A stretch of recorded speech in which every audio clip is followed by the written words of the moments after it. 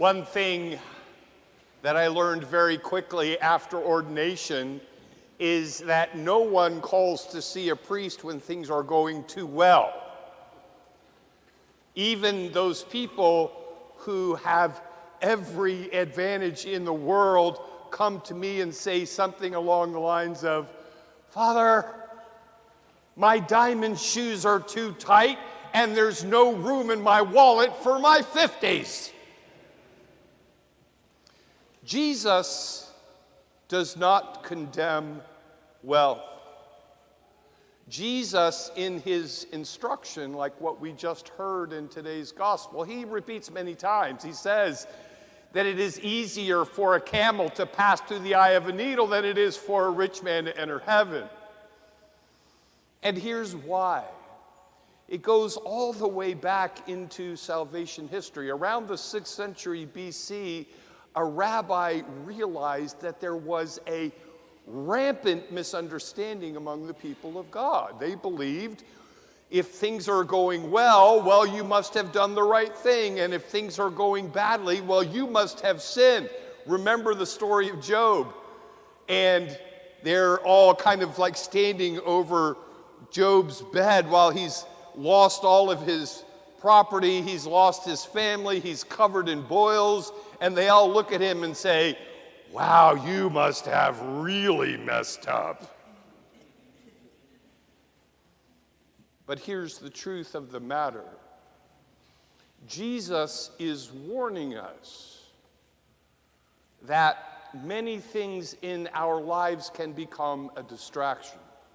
Many things in our lives can cause us to forget who we really are and can cause us to forget what brings real serenity, real fulfillment, and real joy to every human heart. And so in telling parables like the one that we heard proclaimed this morning, Jesus is reminding us not to lose that proper perspective. And this is one of the things that I talked about last week, that maybe now or maybe soon we can begin to prepare ourselves by doing a sincere survey of our own hearts and our own lives.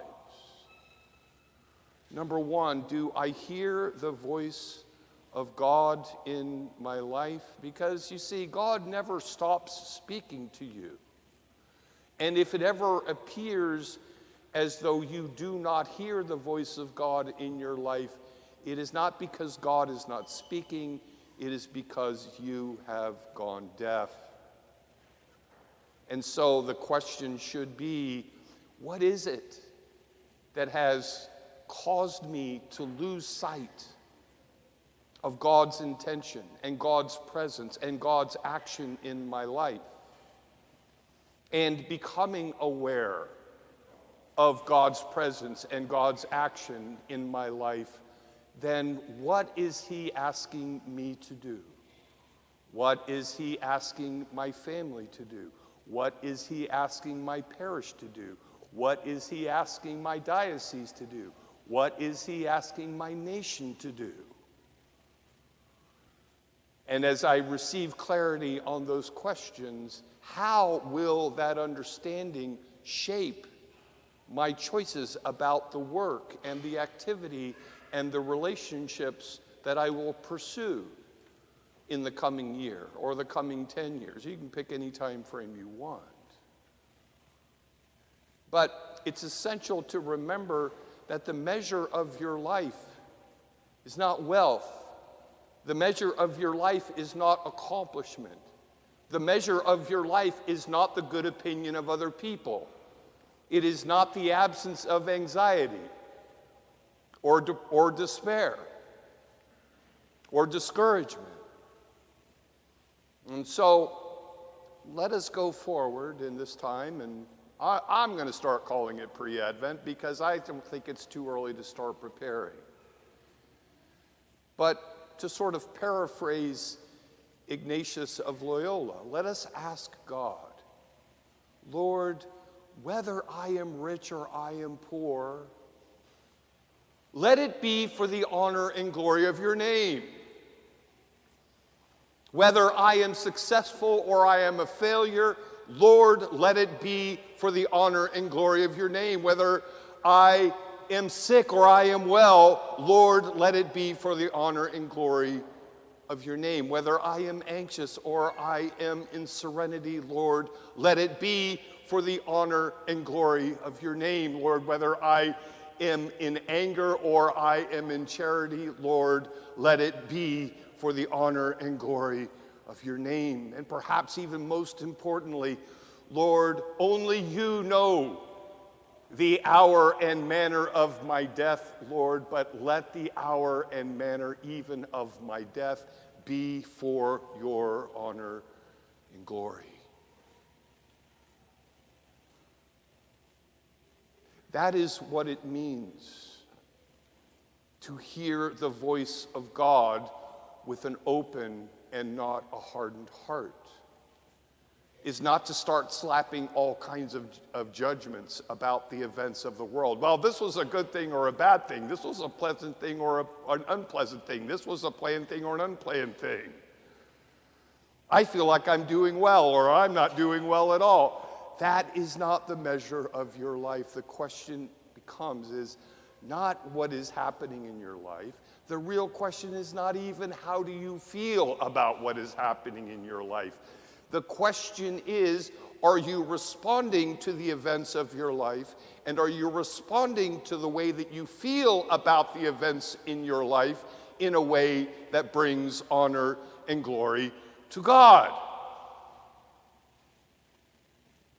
And if you begin to notice something about yourself that is causing you to fail to do that, well, then what are you going to do about it?